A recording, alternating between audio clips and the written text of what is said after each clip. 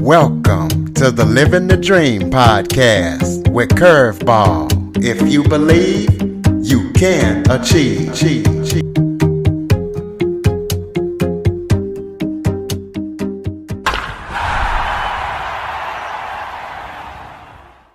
Welcome to the Living the Dream with Curveball podcast, a show where I interview guests that teach, motivate, and inspire.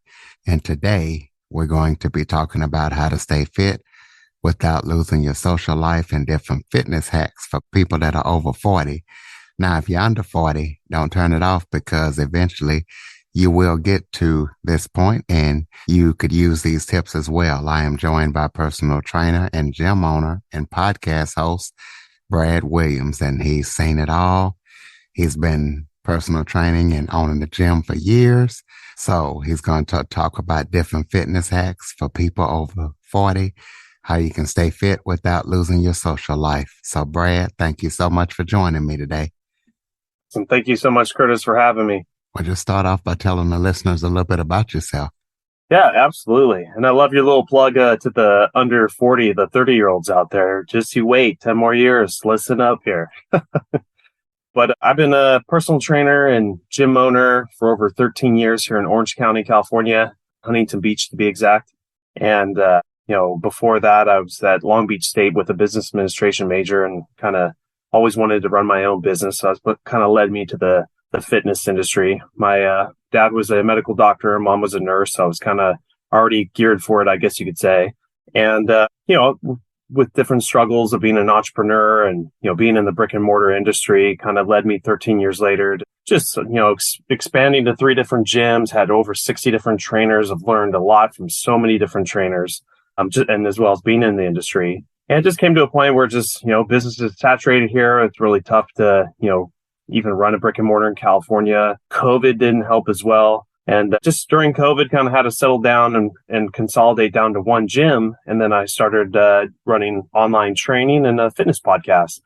I just was so passionate about, how much more people I could reach, especially on my fitness podcast, and, could still, do what I do with the online training and helping people. And I turned 40 myself about 2 years ago. So that's kind of why I started the show, because, the theme of it was, I'm turning 40 as a personal trainer, and oh my God, I am finally feeling what my clients did when I was in my 20s and 30s, tell me about their lower back problems or their shoulders and how it's so hard to lose weight. And, the young trainer yelling at them, you need to be more disciplined and I'm holding you accountable. And, oh man, now that I've turned 40, I'm having those problems now. So I totally get where they're coming from, new self perspective, but I still have that personal trainer in mind and I refuse to give up. And I feel it's my passion and my gift to give to everybody that I'm going to try everything out there, find all these fitness hacks. And I'm real big on, not giving up your social life. I'm not a pro bodybuilder. I'm not a, professional athlete. I realize everyone, wants to have their social life, have fun, whatever that is. But my philosophy is, figuring out what works for you for, working out, diet, supplements. And we just work around the stuff that means the most to you. So that's kind of my show in a nutshell there. Well, tell us about some of the fitness hacks that you have found for people. Yeah. So I think the one of the biggest ones, I'll just tell you that one, is just doing intermittent fasting. And for those of your audience that don't know what that is, it's basically, we all know at this point how to track calories, whether you do it or not. You've done it before and you know where you're supposed to be for your age and weight if you want to lose weight. And, trying to hit that much protein. We call them your macros, your protein, carbs, and fats. And, just do the best you can. But it's harder when you get over 40. It takes more effort to get slimmed down and more toned because, age is it's against us. Our bodies start slowing down. We're not assimilating protein fast enough. We're not holding on to our muscle mass. Our body's going into survival mode. So it's storing more fat. That's how you survive long term, is having a lot of fat stores. So we're basically trying to trick the body into burning this off and telling it that we're okay. So what intermittent fasting is that you take your normal calories. Say, for example, someone's supposed to be on a 2,000 calorie diet. So you do that, but you do that within 10-hour window, then consolidate down to 8. And hopefully one day you can get to a 6-hour window. And then that means you're having 18 hours of fasting where your body has time to assimilate what you put in it. It has time to burn at times, to clear your arteries. And it just makes it a well more oiled machine. Then you can take it a little bit farther, as long as your medical provider says it's okay, because it's not for everybody, is going into a more longer fast, occasionally once a month or once every other week. And I like to do the 36-hour fast, and I had to work my way up to it. But I'm telling you, since I started that, being over 40, it's like cheating. Not only that, but within a 4-month stint that I've done this, going to my doctor for blood work, and in 4 months, having a 20% decrease in my cholesterol. And it was never bad, but now it's back to like a 20-year-old. I'm seeing my calcium and magnesium spike up, my potassium go up, and my liver enzymes going down, even though I'm still enjoying the social life, if you know what I mean. So all from fasting. So that's one of the hacks. And I'll give your audience one more. Another big one is watching your potassium. And Curtis, this is kind of where I found you. Was we had a mutual guest on our podcast, Tim Kelly, and he really lured me into the realm of counting not just your macros, which I just explained, but your micros, which is all your vitamins and minerals, and potassium being a big proponent of, euthanizing your body, or not euthanizing, but making your body more youthful as far as energy. It's what holds electrical charge in your body, and coincides with sodium. So if you have too much sodium, it pushes your potassium out. Your body's not working correctly. You're holding on to more water. Your blood pressure is raising. So if you push that water balance back, potassium up, it pushes sodium out. You start dropping weight. You start feeling and working out better. And for anybody out there that has blood pressure problems, you'll start seeing that drop as well. Now, this is also one that you really have to be careful with, because potassium has to be taken in smaller amounts. And, obviously go to your medical provider on that one as well. But, you can go off of the RDAs that are out there for it. You just can't do it all in one hit, or else you'll start having, heart palpitations and electrical interference. So be careful with that one. Work with your provider. But I challenge all your audience to go to a website called eatthismuch.com, where you can type in any type of food, either cooked or raw, and it'll tell you not only the macros, the protein, the carbs, and fats, but also your micros, the potassium, the magnesium, calcium, and just see what your RDAs are for each one of those, and do your diet plan for a day, including those RDAs, and see how much your potassium is off, how high your sodium is, just because it's a typical American diet. And you might be appalled at what you see. So those are two good hacks that I have for your audience, Curtis. Well, what's the first step? What would you recommend for somebody over 40 who is looking to improve their health? Yeah, so if someone's just starting out, you always hear about the diet, and they've probably already, been messing with that. And, diet is 80% of the game, but the other part they're probably not doing is either cardio or weight training. And weight training has a more prominent effect than cardio in regards to the BMR, your basal metabolic rate. So what that means is, as you're doing strength training, weight training, HIIT workouts versus cardio, you're building more muscle than you do with cardio. Now, cardio, you may burn more calories in a given hour, say if you're running really hard for a couple miles, versus strength training or weight training for an hour. But once you're done with cardio, it's over.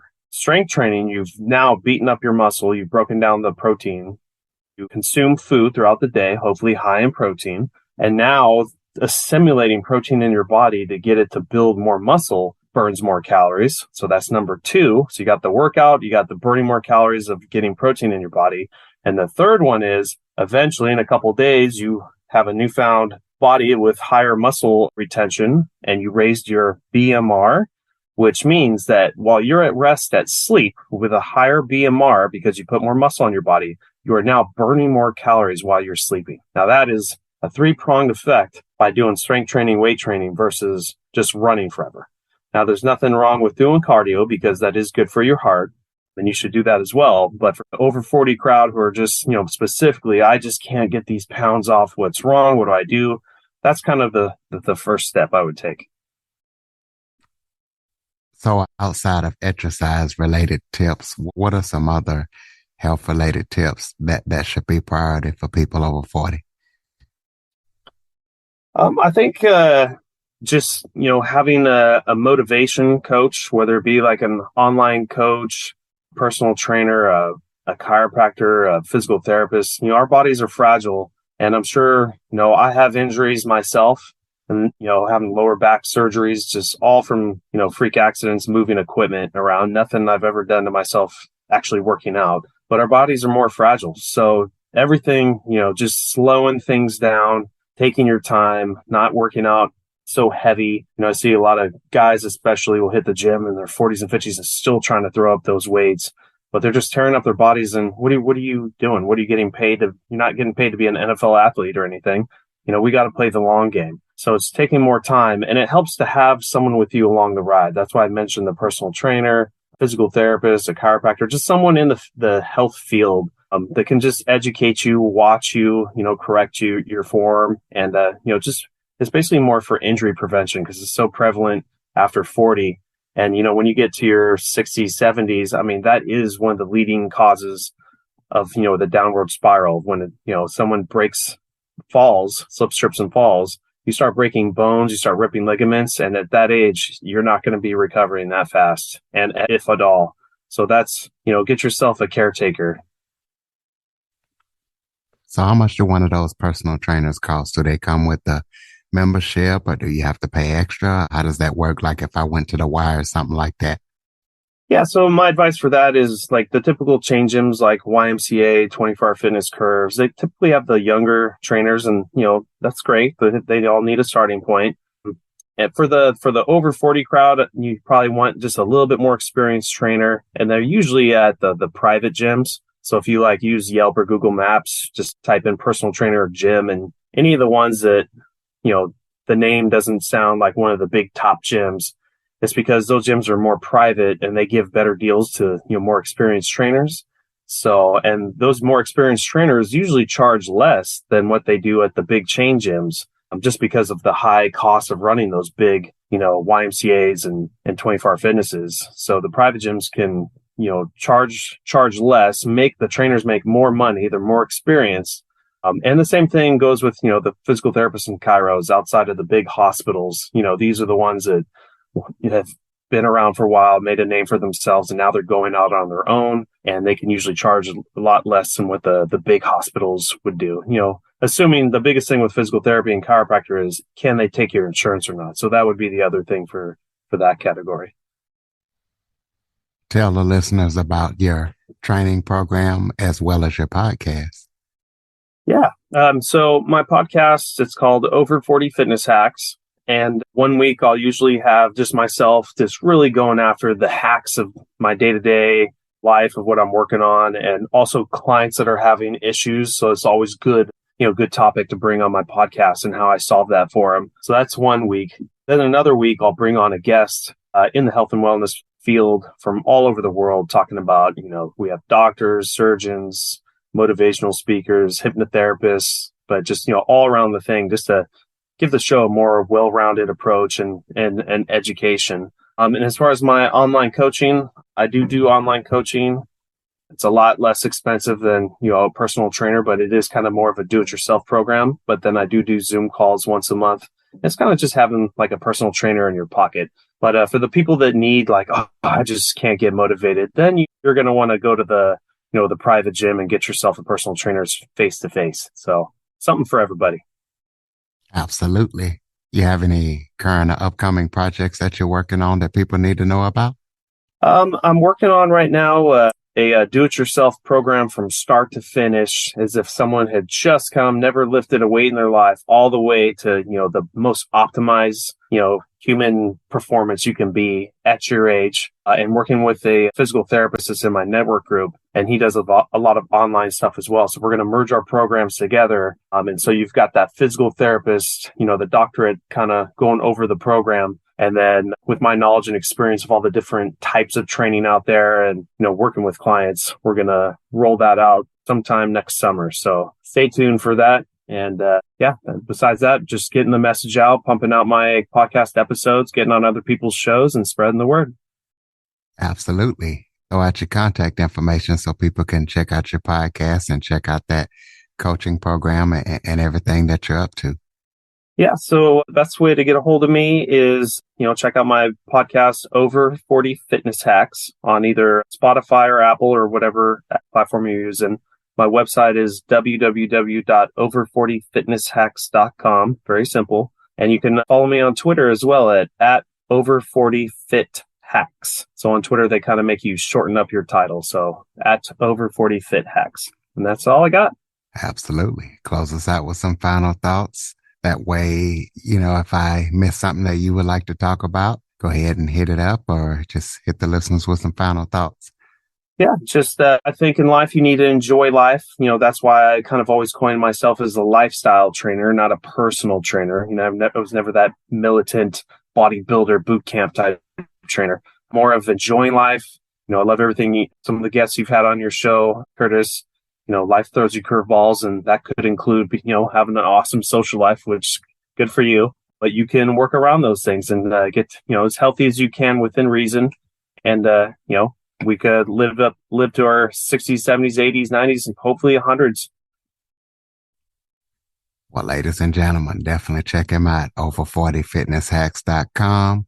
Brad Williams, check out that podcast. And as I said at the beginning of the show, you might not be there right now, but eventually you will get there. And he's definitely got some helpful tips that can help us all out.